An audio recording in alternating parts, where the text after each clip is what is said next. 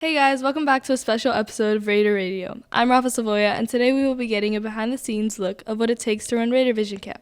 Alright, so our first guest is our camp director, Mr. Zach Garrett. Good morning, thanks for being here. Of course, Rafa. Thanks so much for having me. You know, it was really exciting when you came and told me that you're going to do a special edition of Raider Radio because this really excited me. I was like, this is going to be great because we get to talk all about what it takes to put on this experience. And I'll say this, I couldn't do what we've done with this camp if it wasn't for my two staff coordinators, student coordinators. We got Sarah Shapiro and Nirav Budrani. They're here. Welcome, guys. Thank you for having me. Thanks for having us. Yes, so we you know, student leadership is a huge part of what we do in this camp, and I think it's been great to see Sarah and Nirav step up in ways that have helped run the camp operations, and there's a lot that goes behind the scenes, including scheduling and staffing and activity planning, and so all those things go into building a great camp experience, and so we're excited to be here and answer your questions, Rafa. What goes into putting this whole thing on? Well, it takes a lot of work, number one. We could not do this without our staff. And so I think first, when we asked our classes, the program early on in the year, who wants to be a part of it, I think the first survey we sent out was what? Probably sent it out in like November. Yeah. November. So that's kind of when we're thinking about like, okay, now we're starting to think about summer. And I know it's kind of crazy because it's November, but it really takes that long of a time span to plan even a 2-week experience. And so we first took staffing requests, and so people that wanted to join our counseling team. And then from there, we were able to tell Gulliver what our capacity was for the camp. And so this year, we're happy to announce that we've had over 100 registrations for camp split across 2 weeks. And so it's the largest camp we've ever done. Beat last year for sure.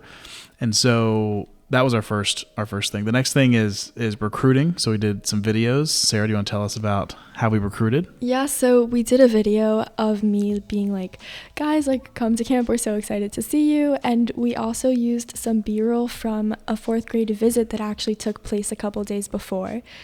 So it gave the fourth graders that were actually coming to camp already some exposure, and it actually got some of them interested in the camp. So that was a good thing about the fourth grade trip.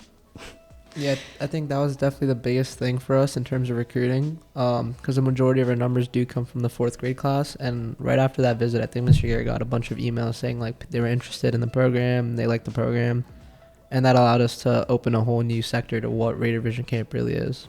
For sure. And then I think paired with that recruiting is using the footage that we've shot from our documentation team. Nirav, can you talk about what our documentation team is and what their job is?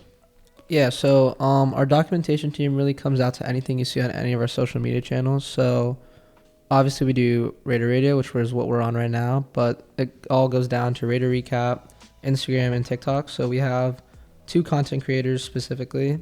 We have Dylan Biano, who's our main reel editor. So all the daily camp reels are edited and produced by him. Then typically we have a second reel per day. It's like a cinematic, slower paced reel. And then we have Raider Recap. So initially, we wanted to do 1 recap per day, just to kind of highlight the campers and allow campers to get on our social media. But we've seen so much traction from Raider Recap, and we've seen a lot of people interested in anchoring. So every camper this week, or every camper during the camp, will be on Raider Recap at some point. And we've just been doing multiple recaps a day, multiple podcasts, multiple posts. And yeah, I think documentation is definitely our biggest source of engagement.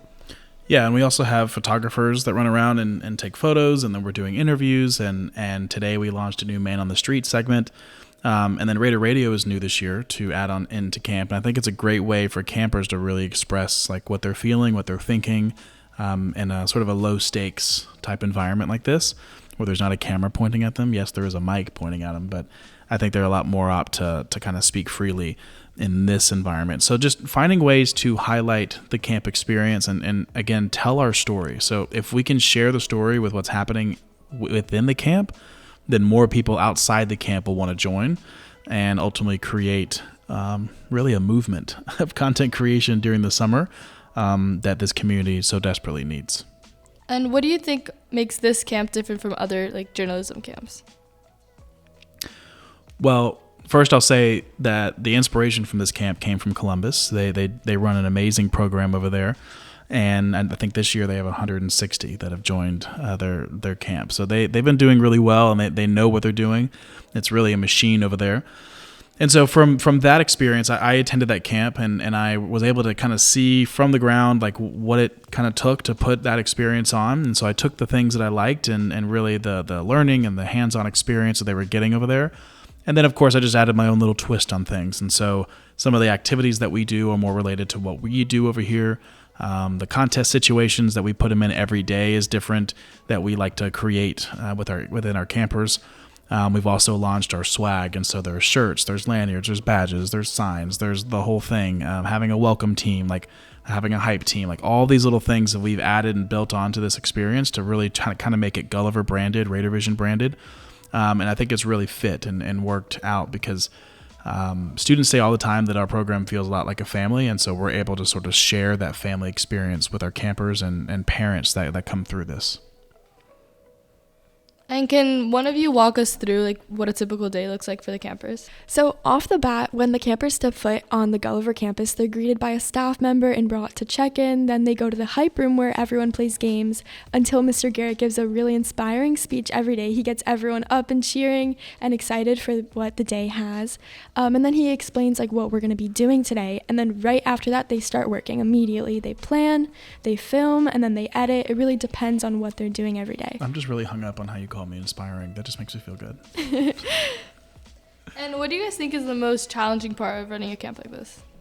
I think in terms of coordination, that's probably the most challenging. I think for us three, we get to see all aspects of it. So coordinating with 35 to 40 staff members, coordinating with schedules, equipment, computers, software, technology issues. I think kind of making sure that's online and having that set up for the 60, 50, how many ever campers we have, that's probably the most challenging part. But I think once we get that down, it's like smooth sailing from there.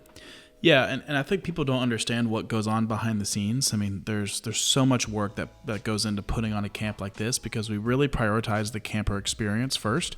We want them to really feel like they're doing something, they're creating really great work. And so I know other camps like that don't have production equipment and don't have all the things that go into it. Like it might be a little bit easier with just launching activities and games and things like that. But for us, we're doing those things plus we're issuing equipment, we're producing content, we're filming, we're writing, we're doing all these pieces under tight deadlines. And so coordinating all of that takes a considerable amount of time. And I know we spent a lot of hours on FaceTime going through not only staff schedules, but camper schedules and figuring out what the tracks are and what content they're producing. I mean, and then once you get everything planned and set and perfect, we get a staff member that says, I can't be here tomorrow. And so then that shifts everything and it forces us to kind of reshape things. And we also have our own ambitions on building our documentation team. And so we want to keep adding and adding and adding. But if we add over here, we're taking from over here. So like, how do we continue to build, but don't dilute the experience for the rest of the campers? And I think that balance is something we've done, a good job on striking this year. We want the campers to walk away feeling like they have a voice. Like they have a voice in this podcast, a voice on Recap, a voice when they tell stories through their commentaries, their news stories. We also want them to feel like they have power to share that voice. So that's something that we really are working hard on. And also our mission to bring middle schoolers to the high school and continue that empire, that's really strengthened through this summer camp. And I think another thing that campers can take away is like a new passion. I've seen a lot of campers tell me that whether it's video editing or cinematography or anchoring, like you can transition that to any field in life. So I think just them kind of grasping a new passion or something that they might be interested in the future is great to see, because along the line in a few years we might see them in RaiderVision or in RSN or at STN, and that's kind of like something that's like connect the dots kind of moment where you see them so many years later. Yeah, and it's really part of that one Gulliver experience we're trying to create, and having a program like this where it's just a 2-week summer camp. What it's really building is lifelong connections and an ability for these students to realize that the longer they stay here at this school and they stay within our programs, that they find a place, they find a home, and they really feel like they connect with that sort of family feel that we work so hard to build. And ultimately that translates to students that are more engaged, both in the classroom and outside the classroom, and students that ultimately graduate this school with a better experience than someone who maybe wasn't involved. And so I think that's really how it connects to our larger mission. I love what you guys are doing. Thank you so much. Yes, of course. I have a question for you. Yeah. So you're part of our recap team, right? Mm-hmm. What's it been like producing recap every morning? Because I know originally our plan was to just do one a day, and then somebody, I don't know who that was, said that we're actually going to just do as many as possible a day. Okay, well, I actually love that idea because I love seeing like different people like do recap, and it like kind of like opens my eyes to like see like different talents, different people who could do like different things, and it also like helps you guys with like the RSN people who are like rising, like 6th graders, rising 7th graders. It helps you like see, oh, who can anchor, who could do this, who could do that, and it also gives like the parents a chance to see them like actually like do something on Instagram, and I actually like it. Yeah. Cool. Well, thank you so much for having us on the podcast. Of course, thank you. Yes. And that's all for the special episode of Raider Radio. To check out the content our team is making, check us out on Instagram, TikTok, and YouTube. And as always, make sure to check Raider Radio out on Spotify, Apple Podcasts, and YouTube.